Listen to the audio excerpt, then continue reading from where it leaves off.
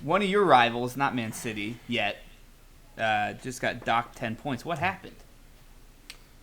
So I don't think this is gonna pertain to you guys too much, but it's basically just for the 3 seasons ending 21-22, that COVID period. They just spent too much, and they literally was just spending beyond their means. That's the only charge that they have, and they got docked 10 points, and they're still not bottom of the Premier League, and they're not a good.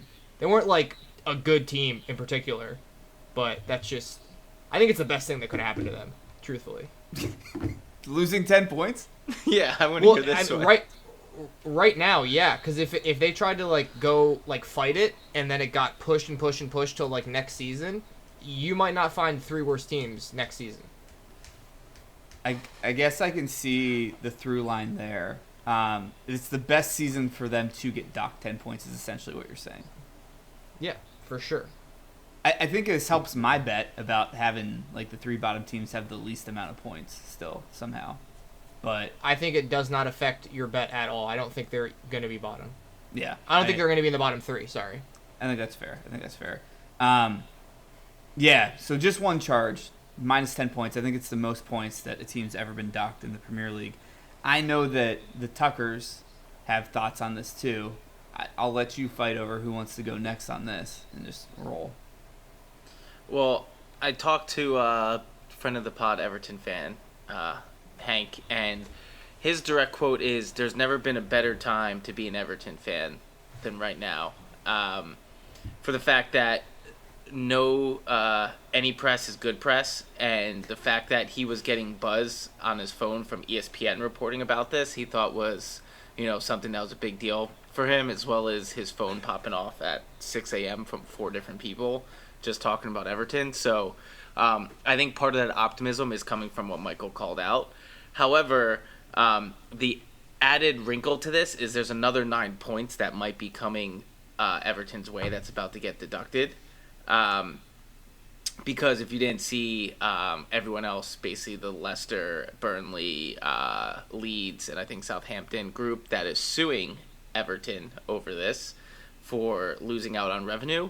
And if they somehow win, they will go into administration, which will be another 9-point deduction. So at this point, I think there's a chance that even with that, they could still survive with how bad some of these teams are. But ultimately, you could have 10 points in the hole this year, and they could be starting at -9 next year if they survive. So still some murky shit happening. And let me pose the question then real quick. Whoa. They're at 4 right now. If they lose another 9, they're at -5. You got Burnley at 4. You got Sheffield at 5. You got Luton at 6. You got Bournemouth at 9. So then that gap becomes from them to safety 10. How many points can they lose where then you're like, all right, they're going to get relegated? 20. They'd have to lose. So they're already going to lose 19 total. Yeah. well, they could potentially. Let's say they do. Right. So the total amount, they have to lose 30 points. You think 30? You think that many? I think that I think them going down 19 is where I wouldn't be shocked if they stay up, but it's last day of the season staying up as opposed to now. Not spoiler alert. I think they get out of it by the end of this week. No, it'd have to be 30. 25 to 30 is the range for me.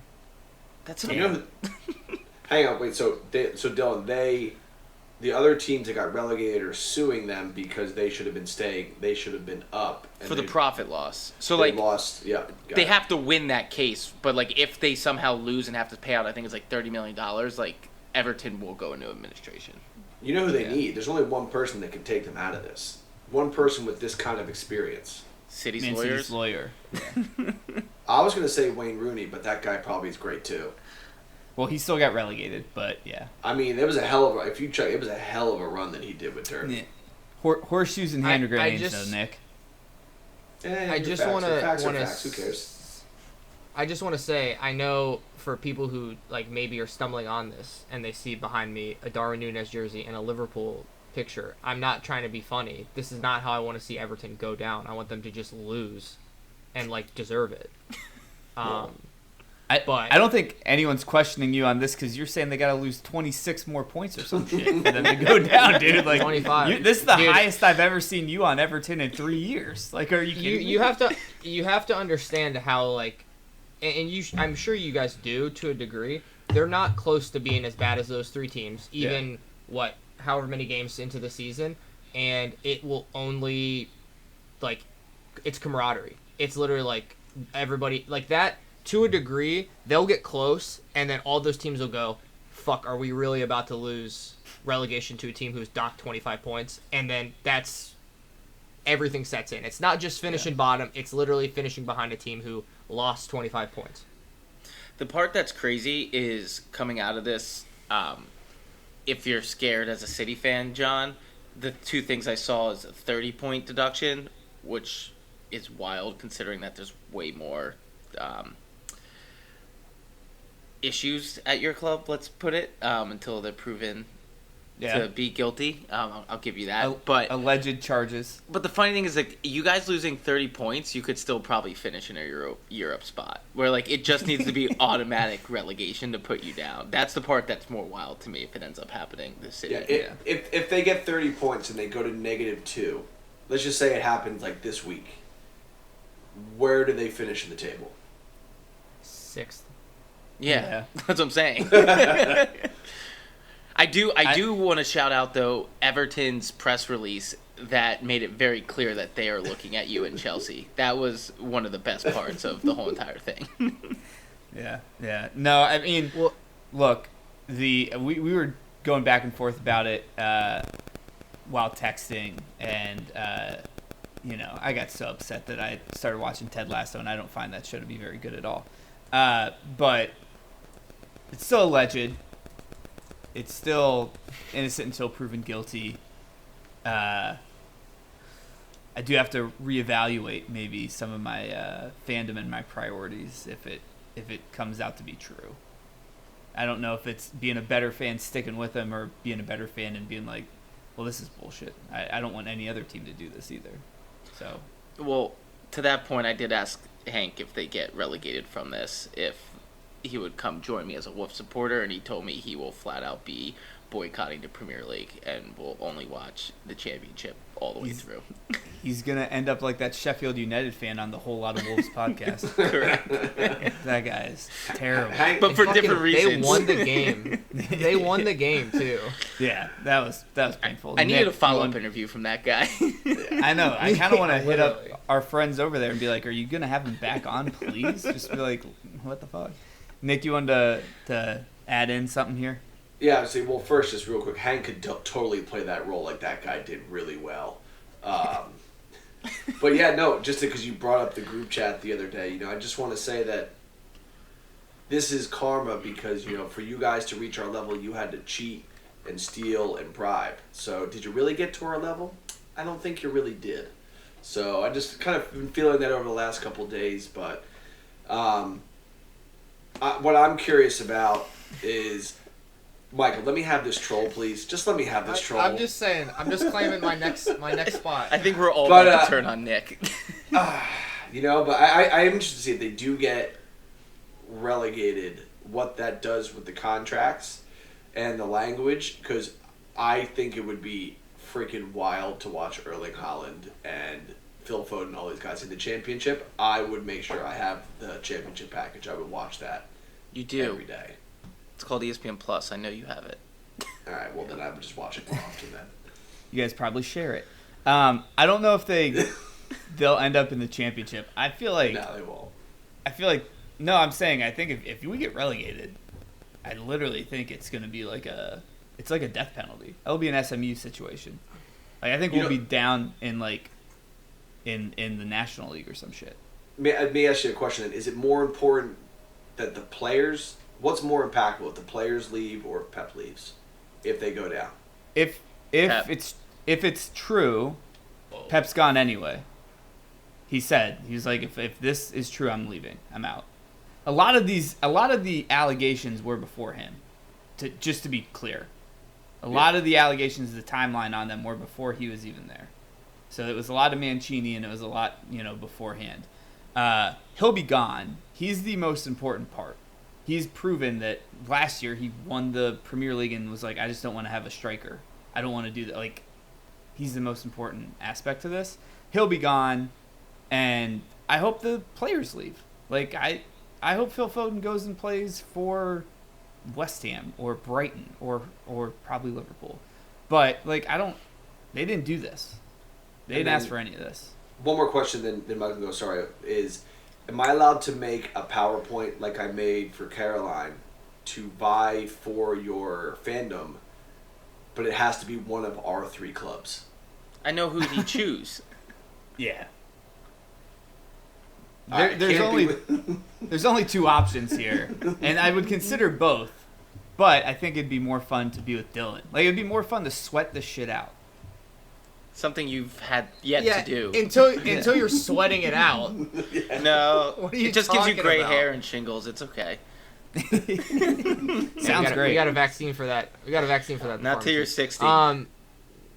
50. But so John, the thing is, and this is an opinion I've always had with you guys. I'm a little bit not on the side of Nick in this case because it's not the player's fault, like you said.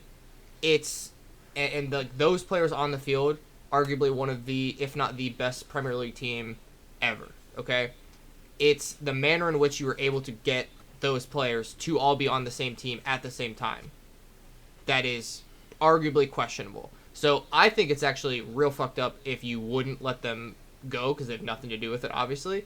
Yeah. But I'll put my hat in the ring here. I think within not this season, but by the end of next season, for sure, you will not be in the Premier League. I don't think I don't have any way to prove you wrong because bold prediction. Yeah, I guess so. You could throw that in there. None of us are attorneys. Our dad was, but none of us are attorneys, and He looked at it. I got a feeling that like there's got to be a loophole somewhere. Is like Wall will say. 115 loopholes? Man, I don't know. We'll see. The only thing that's really an issue too for you is that it's not just the Premier League. I'll just put it this way. I think we all know what's going to happen. They're not going to do anything. City's not going to get in trouble. It's poor Everton because they're getting made example so that way the Premier League can say they did something and at least have. I guess actually let me backtrack a second. Nothing's going to happen because nothing ever happens to the big clubs ever, and it's bullshit. But I think the Premier League actually going down on Everton might be so there's a precedent set to try and get City, but nothing's going to happen. I could see that. I actually think that is a better prediction where it's like the loophole that City would have is, okay, if we're found guilty of this, it's unprecedented, so how can we say that any punishment fits the crime because it's never happened before? The fact that they put a crime and a punishment in writing, I do think corners City a little bit. Again, not an attorney, but Michael, just to address I think what you said, like I feel like the UEFA charges we've already been kind of told like, hey, don't do that again. I think that's okay. When's the new ones come out? So I just literally watched a Tifo video on it 2 days ago. Damn, they are much smarter than we are, so it's probably still true. Yeah, well, you thought you had me, but okay. No, I saw it in your eyes. I can tell. I'm your brother. Yeah. Okay. All right, Michael. All right. Gotta get up pretty early. Still pissed off about the earlier comment. City's in a lot of trouble. I think Chelsea's in a lot of trouble. The one thing I will say, and you can't get me off. Spurs too. You can't get me off this mount. Again, if you go back and look at the charges, they happened before Pep was there. And I don't think Pep should bear the brunt of any of this. Can we just It's agree not. that It's going to be the club. Yeah. What did you say, Michael? Oh, sorry, I'm bad. It's the club. Like it's not. This isn't a indictment on Sean Dyche. He wasn't. I don't think he was managing them Fair. By the end of 21. Yeah. So it's just the club. Like it's the same thing as like the Michigan thing to an extent, where when they gave him Harbaugh the suspension, they literally said, "You are the face of Michigan, so therefore, like, eat it." You have to be like the fall guy, right?" Yeah. And in this case, it's not even going to be Pep. He's not going to get suspended. It's just the club is going to lose X amount of points or drop the leagues. Nothing to do with him. Yeah. Nothing to do with Pep. I will say, too, before we move on to Trinidad and Tobago and the Team USA, Coach Harbaugh actually did know. He had to have. There's no way. There's no way he didn't know. I don't give a fuck about this shit. Yeah. I have so many Michigan friends and Ohio State friends arguing in group chats constantly. I could care less. I want this game to be over and done with. I don't care, but he definitely knew. You can't, honest to God, tell me he didn't fucking know.